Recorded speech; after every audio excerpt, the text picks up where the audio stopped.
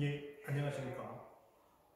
창의적 체험 활동 중에서 진로 활동을 담당하게 된 교사 이영준입니다.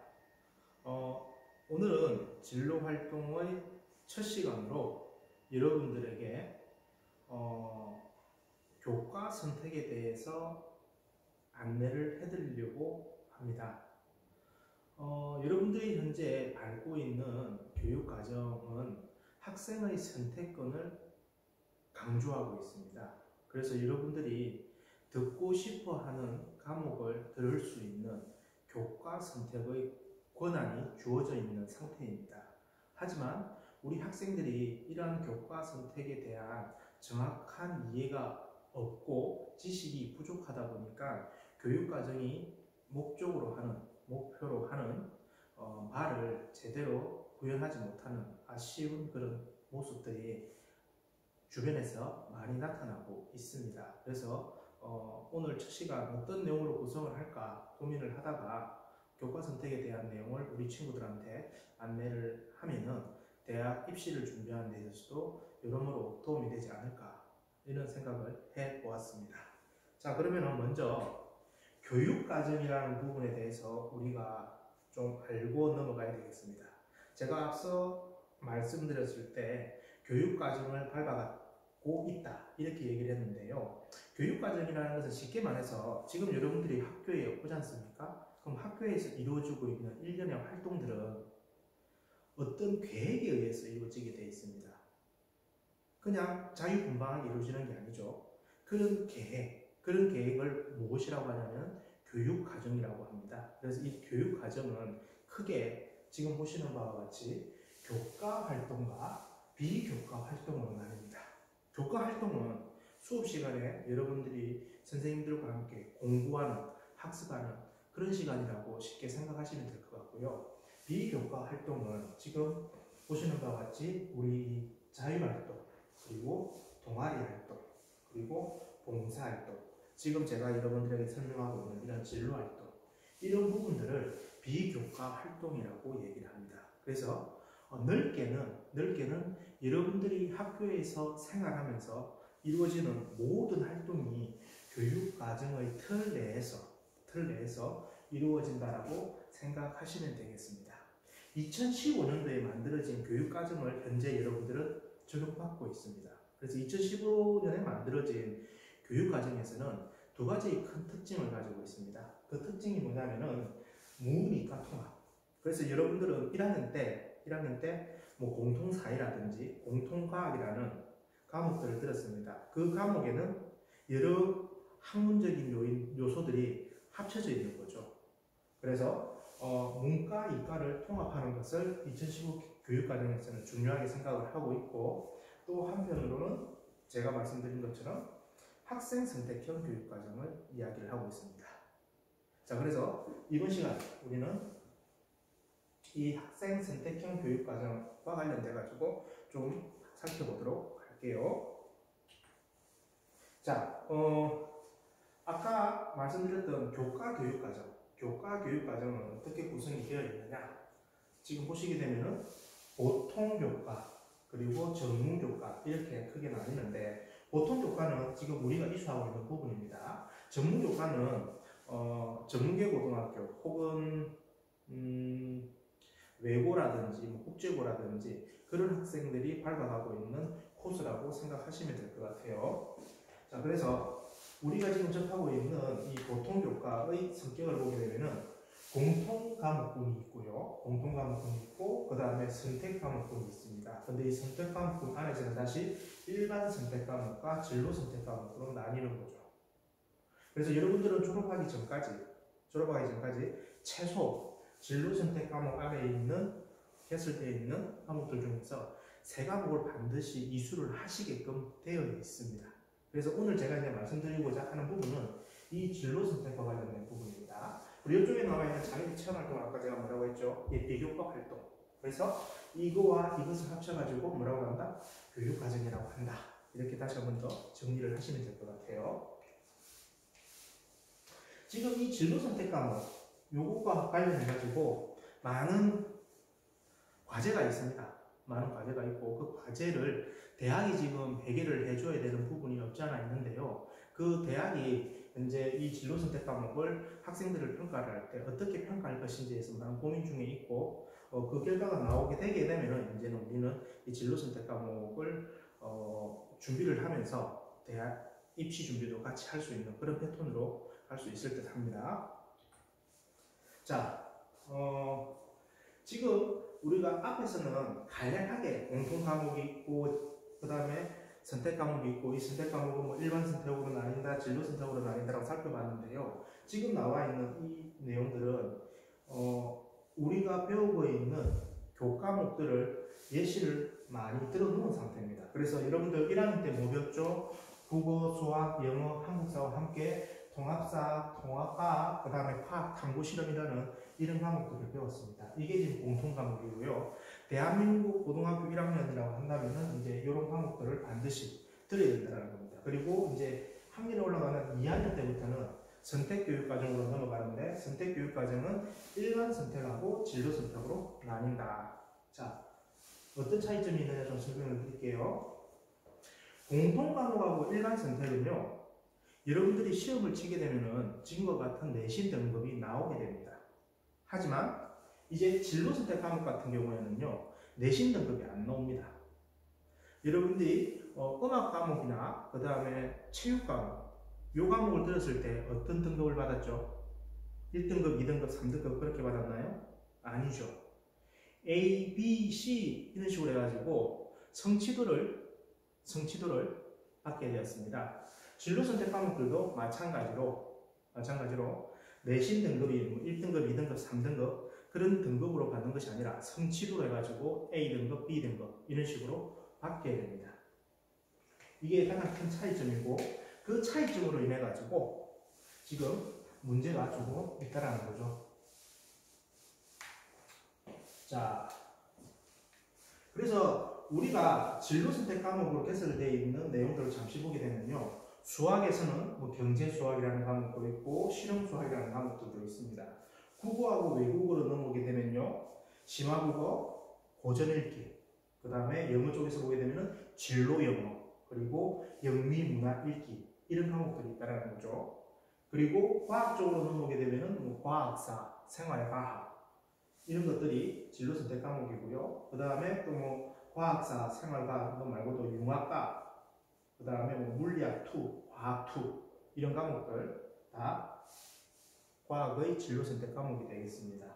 사회에서는 사회문제 탐구, 그 다음에 뭐 고전과 윤리. 고전과 윤리는 여러분들이 2학기 때 이제 배우게 됩니다.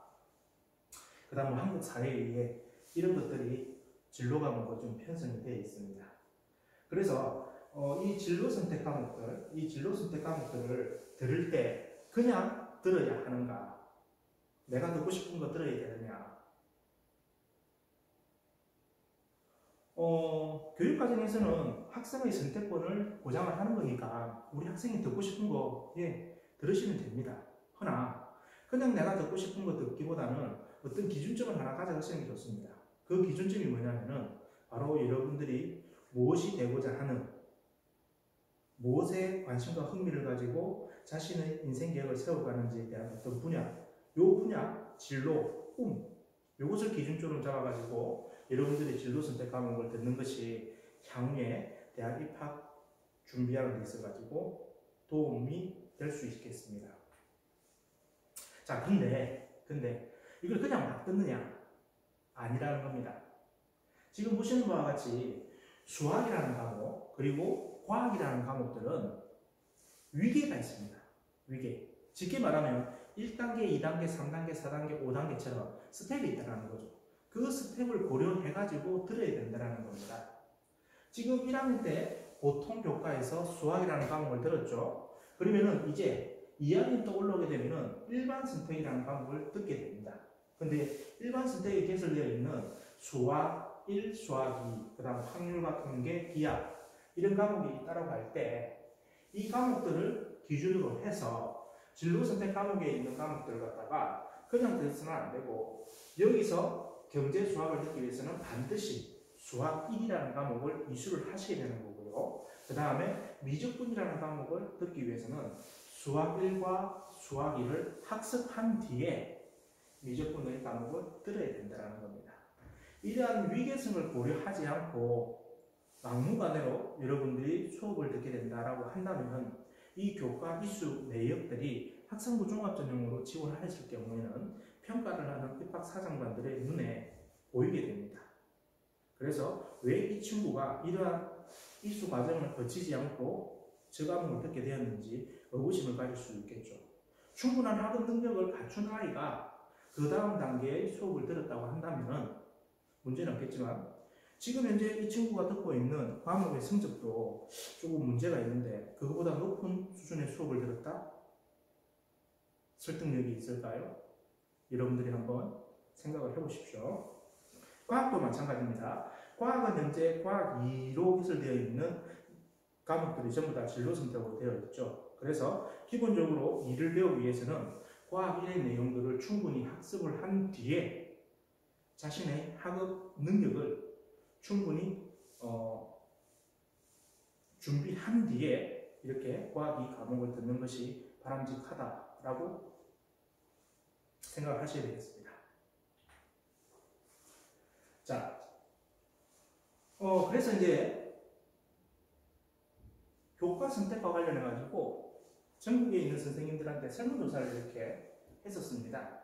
그 설문조사 결과를 이렇게 인용을 했는데요. 자, 우리가 진로를 가져갈 때 본인의 진로가 인문계열에 해당할 수도 있고요. 그 다음에 사회계열에도 해당할 수도 있고요. 자연계열에 해당할 수도 있고 공학계열에 해당할 수 있고 의학계열에 해당할 수도 있을 겁니다. 그러면은 이쪽 계열에 있는 직업을 선택하는 친구들, 국어 과목에 개설되어 있는 진로 선택 과목 중에서 어떤 과목을 더 선호할 것인지 예측을 한번 해봤다는 겁니다. 선생님들이, 교사분들이. 그렇게 해서 나온 결과를 보게 되면요. 인문계열에서는 어떻죠? 지금 국어 과목입니다. 국어 과목에서 심화국어라든지 고전읽기라는 요 과목들을 많은 학생들이 선택을 할 것이다 라고 얘기를 하고 있고요. 그 다음에 영어 과목으로 오죠. 영어 과목으로 오게 되면은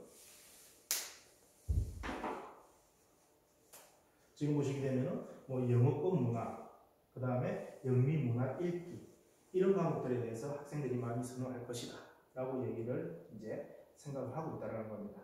그리고 사회 영역에 와가지고 고전과 윤리 이런 과목들을 인문계열 학생들은 진로 선택 과목으로 선택을 할 것이다. 이렇게 교사분들은 추측을 하고 있습니다. 그럼 사회계열입니다. 사회계열은 어떻죠? 국어에서는 큰 차이가 안 나고 있는데 지금 수학에서 보시게 되면은 경제수학을 많은 학생들이 선택을 할 것이다. 이렇게 예측을 하고 있습니다. 자, 사회계열은요, 우리가 상경계열이라고 해가지고요, 경제, 경영, 무역, 회계 이런 쪽들이 다 사회계열에 해당됩니다. 단순하게 법대, 경찰, 행정학과 이런 쪽만 해당되는 게 아니고요. 사회복지학과 이런 쪽만 해당되는 게 아니고 지금 말씀드렸던 상경계열 쪽도 사회계열에 지금 포함이 되고 있는 겁니다. 그러다 보니까 수학 과목의 경제 수학이 학생들이 진로 선택 과목을 선택을 많이 할 것이라고 이렇게 생각을 하고 있습니다. 그리고 사회 쪽에 와서는 사회 문제, 그 다음에 여행 지리, 그 다음에 고전과 윤리 이런 과목들이 많이 나타나고 있고 영어에서도 보게 되면은 66% 영어권 문화 해서 관련된 선택 과목으로 선정을 할 것이다 예측을 하고 있습니다. 과학이나 그 다음에 인문계열에서도 그렇죠. 과학 쪽에 어떤 과목들의 선택은 많이 이루어지지 않을 것으로 이렇게 예상을 하고 있고 여러분들도 거의 생각에는 동의를 할 것이라고 봅니다. 자, 자연계열, 공학계열로 가볼게요. 상대적으로 과학 과목들이 인문사회계열 쪽에서는 많이 선택이 안 됐는데 이쪽에서 보시게 되면 큰 차이가 나타나고 있죠. 자연계열에서 보시게 되면 물리학이, 과학이, 생명과학이, 지구과학이 압도적이죠. 공학계열도 마찬가지입니다. 압도적인 모습을 보이고 있습니다. 반면에 사회 과목은 상대적으로 인문사회과 사회계열과 달리 선택되는 비율이 적을 것이라고 예측을 하고 있고요. 그 다음에 영어도 그렇게 많이 선택을 하지 않을 거라고 생각하고 있습니다. 다만 그 수치들이 아무래도 수학 쪽에서 많이 선택이 된다는 겁니다.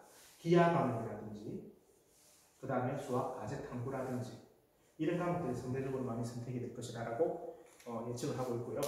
의학 계열로 와버리게 되면요. 의학 계열 한번 봐볼게요. 의학 계열은 뭐 평이합니다. 국어, 그 다음에 수학 쪽에서는 지금 보시게 되면은 기하나 그 다음에 수학 과제 탐구가 좀 한 50% 이상의 모습을 좀 보이고 있고요. 그 다음에 영어는 큰 차이를 나타내지 못하고 있고 사회도 큰 차이를 나타내지 못하고 있습니다. 다만 과학에서 많은 학생들이 과학이나 생명과학 각각 2과목이죠. 이 과목들을 많이 선택할 것이다 라고 예측을 하고 있습니다. 추가해서 융합과학이라든지 물리학 과목들도 50% 이상의 비중을 나타내고 있는 상태입니다. 자, 그래서 지금 제가 각각을 설명을 해드렸는데 이것은 종합적 내용들입니다. 인문계열의 학생들이 진로 선택 과목으로 본인이 차후에 필요하다라고 판단되는 과목들을 이렇게 나열을 해놓은 겁니다. 인문계열 쪽에서는 뭐 실용국어, 실용영어, 진로영어, 사회문제 탐구, 고전과 윤리, 그 다음에 70% 이상으로 가는 거 보게 되면 심화국어, 고전읽기, 영어권 문화, 영미문화 읽기 이런 식으로 학생들이 선택할 거라고 보고 있고요. 그 다음 사회계열에서는 70% 이상의 과목들이 경제수학, 여행지, 사회문제 탐구 이런 과목들을 선택을 할 것이라고 예측을 하고 있는 겁니다. 자연계열로는 오게 되면은 70% 이상이 기하과목, 수학과제 탐구, 그 다음에 과학의 2과목들, 그 다음 융합과 이렇게 되겠고요. 공학계열에서도 마찬가지로 기하과목, 그 다음에 물리학 2, 과학 2, 생명과학 2, 그 다음에 수학과제 탐구, 융합과 이렇게 예측이 되고 있습니다. 자연계열에서는 지구과학 2가 선택이 되었지만 공학계열에서는 지구과학 2가 선택이 안 된 차이점을 나타내고 있죠. 그 다음 의학계열입니다. 의학에서는 과학하고 생명과학 이 과목들을 학생들이 많이 선택할 것이라고 교사들이 예측을 했습니다. 자, 이게 지금 진로 선택과 관련했을 때 학생에게 선택권을 주었을 때 본인의 진로를 고려하여서 과목들을 선택을 하면 어떤 과목들을 선택할 것인지를 살펴본 거고요. 지금은 이제 1년 뒤에 여러분들이 이러한 교과 이수 내역을 가지고 대학에 진학하기 위한 이제 준비를 하겠죠. 자, 그렇다면 대학에서는 이러한 이수 내역을 어떻게 평가할 것인지를 한번 살펴보겠습니다. 학생들을 선발하는 방법은 다양합니다. 그 중에서도 학생들을 가장 많이 선발하는 것은 수시전형입니다. 수시전형이라는 것은 고등학교 생활을 하고 난 뒤 나온 학교에서의 결과물을 가지고 학생들을 선발하는 전형입니다. 그래서 뭐 대학 수학능력 시험이라는 것이 많이 활용되기보다는 그냥 기본적인 요건으로 조금 제시될 뿐이고 대부분 학생의 당락을 결정짓는 것은 고등학교 때의 생활, 이 생활 결과를 통해서 학생의 당락을 결정짓는 게 수시인데요. 이 수시에서도 보게 되면은 학생부 종합전형이라는 것이 있고 학생부 교과전형이라는 게 있습니다. 학생부 종합전형이라는 것은 여러분들의 학교생활 전반을 다 본다는 겁니다. 무엇을 통해서? 학교생활 기록부를 통해서 학생들을 평가하는 거고요. 학생부 교과전형이라는 것은 여러분들의 학교생활 전반이 아니라 여러분들이 1차 고사, 2차 고사 치고 내신 등급, 학업 어떤 성취도가 나오게 되겠죠. 그 성취도를 중심으로 해서 학생을 선발하는 것이 학생부 교과전형입니다. 그래서 이 두 개의 전형의 큰 차이점은 뭐냐면요. 여기서는 어떤 주관적인 성향으로 학생의 당락이 결정이 된다는 거고, 뒤에 설명드릴 학생부 교과는 주관적인 것이 아니라 명시화된 여러분들의 내신 등급, 여러분들의 어떤 각 과목의 성취 결과를 수치화된 그 결과를 활용하기 때문에 좀 객관성을 띤 자료로 학생들을 선발하는 겁니다. 자, 그래서 학생부 종합전형에 대해서 우리가 먼저 언급하는 이유는요. 이 학생의 선택권과 관련해 가지고 학생부 교과전형, 학생부 종합전형 이 두 개를 놓았을 때 어느 전형에서 선발할 때 더 의미 있고 가치가 있느냐라는 의견을 물었을 때 대부분의 사람들은 학생부 종합전형을 이야기를 합니다. 그리고 인서울을 희망하는 친구들 같은 경우에는요. 여전히 학생부 종합전형으로 학생을 선발하는 인원이 타 전형에 비해서 많습니다. 그래서 우리는 이 학생부 종합전형을 먼저 이야기를 하고자 합니다. 자, 학생부 종합전형에서 평가위원이 평가를 하는 관점을 보게 되면요. 1단계로 여러분들이 학교생활기록부에서 이 친구들이 어떤 진로를 가지고 있는지를 갖다가 읽어내려고 합니다. 물론 이제 그 내용들은 진로 활동을 통해 가지고 그 다음에 학교생활기록부 곳곳에 나타나고 있는 여러분들의 진로 성향을 보고 판단을 하겠죠. 그 판단을 기초로 하여서 여러분들이 고등학교 때 어떠한 과목들을 들었는지 교과목 이수 내용을 본다는 겁니다.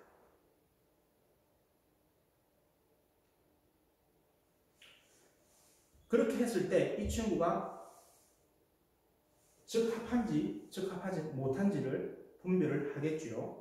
만약 적합하다라고 한다면은 그 다음 단계로 뭘 보냐면요. 지금 보는 유의미성을 찾으려고 합니다. 이 유의미성이라는 건 뭐냐면 어떤 진로를 가기 위해서 정해져 있는 주어져 있는 코스를 잘 밟아왔어요. 필요한 과목들을 다 들었어요. 그런데 과목만 들었지 이 과목을 듣기에는 실력이 부족함에도 무리하게 들었을 때 이것을 어떻게 해석을 하겠습니까? 긍정적으로 결코 볼 수는 없습니다. 자, 지금 말씀드린 것을 하나 예를 들어서 설명을 좀 드릴게요.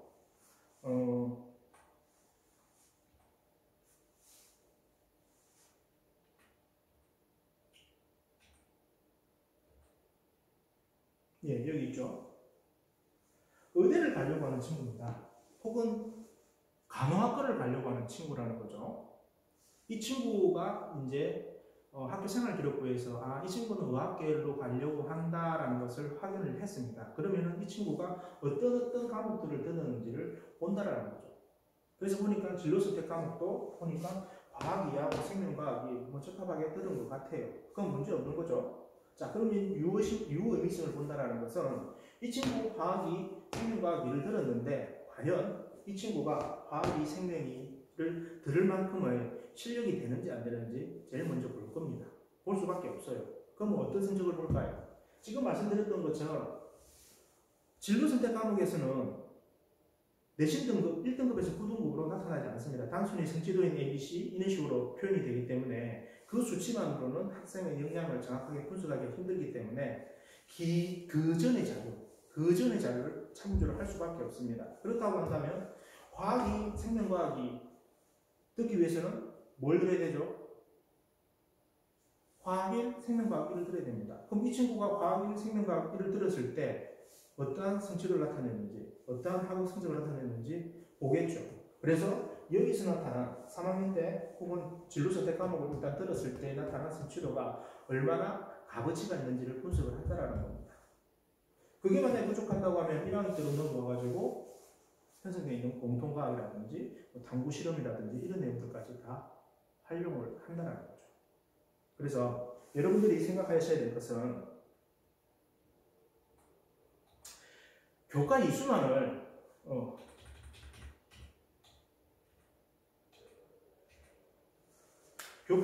생각할 것이 아니라 진짜 중요한 것은 뭐다? 내가 그 과목을 들었을 때 정말 의미 있는 결과를 만들어내야 된다는 겁니다. 들었다고 해가지고 나 대학에 들어갈 때 유리할 거야 이렇게 생각하시면 안 된다는 거죠. 대학에서 학생을 평가할 때는 더 깊이, 더 자세히 살펴보게 됩니다. 그래서 여러분들이 교과 이수를 무슨 과목을 할 것이다 얘기를 했으면은 그 과목과 관련된 기본적인 과목들의 학업 관리도 기본적으로 이루어져야 되고, 그 다음 지금 그 과목을 듣고 있는 것, 비록 내신 등급은 안 나오지만 좋은 성취도를 나타낼 수 있게끔 관리를 하셔야 된다는 겁니다. 자, 이제 학생부 교과전형인데요. 지금 말씀드렸던 학생부 종합전형의 어떤 평가 패턴은 거의 확정적이라고 생각하셔도 됩니다. 다만 교과전형은요, 아직까지 추이를 살펴보아야 됩니다. 교과전형은 학생들이 수업을 들었던 과목들의 내신 등급이라든지 성취도를 반영해서 평가를 하는데, 기존에는 성취도를 이렇게 반영하는 방법이 그렇게 많지는 않았습니다. 대부분이 내신 등급을 활용해가지고 평가를 했다는 거죠.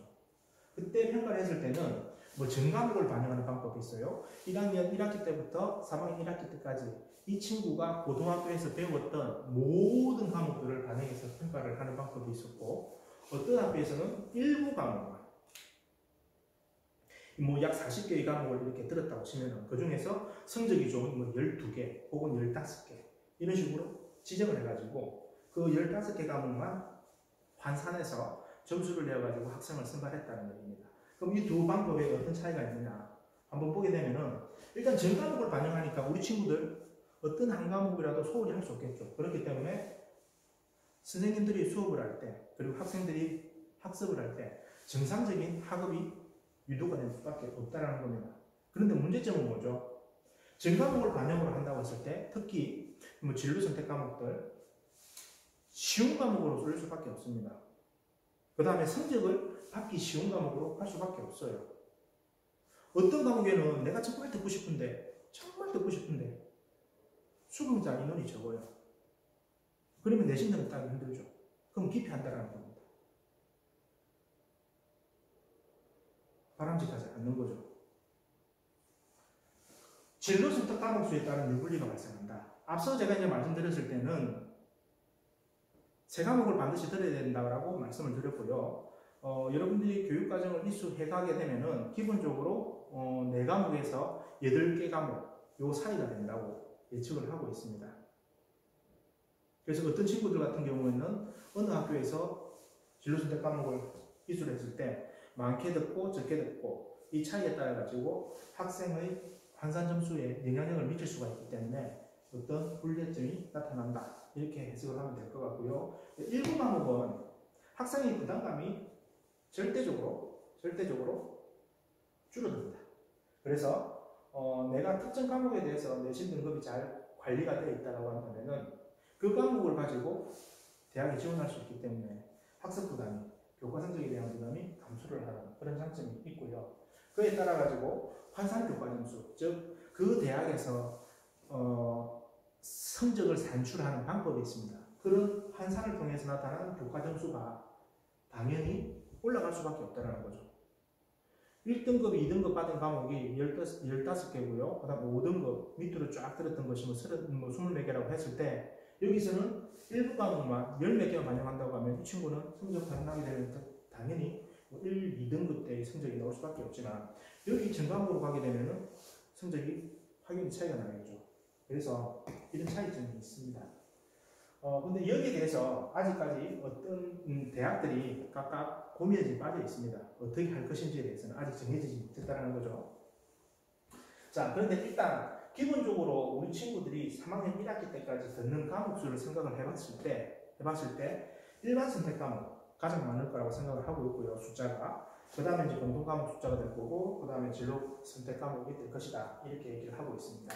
그래서 교과전형에서는 지금 말씀드렸던 여기 이 부분은 내신 등급이 나오기 때문에 내신 등급을 나오게 하는 각종 자료들을 활용해 가지고 기존과 동일하게 학생들이 평가를 할 수 있는데, 여기서 지금 나오는 이 성취도라는 것이 A, B, C 이런 성취도를 어떻게 활용할 것인지에 대해서는 아직까지는 다양한 방안을 놓고 유불리를 따져가면서 계속 고민 중에 있습니다. 자, 그래서 교과전형에 대해서는 우선 여러분들에게 말씀드리고 싶은 건요, 뾰족한 수가 없습니다. 주어져 있는 본인이 선정한 그 과목에 대해 가지고 최대한 열심히 공부를 하고 대학이 정한 그 방식에 따라 가지고 이제 적용을 해서 본인이 유리한지 안 한지를 확인을 한 다음에 뭐 학생부 종합 전형으로 갈 것인지 아니면 교과 전형으로 갈 것인지에 대해서 고민을 해야 되는 그런 상황인 것 같습니다. 자, 이렇게 해서 오늘 2015 개정교육과정에 따라 가지고 여러분들에게 주어져 있는 교과 선택권에 대해서 간략하게 말씀을 드렸고요. 궁금한 사항이 있으면 언제든지 질문을 해 주시기 바랍니다. 자, 수고 많았습니다.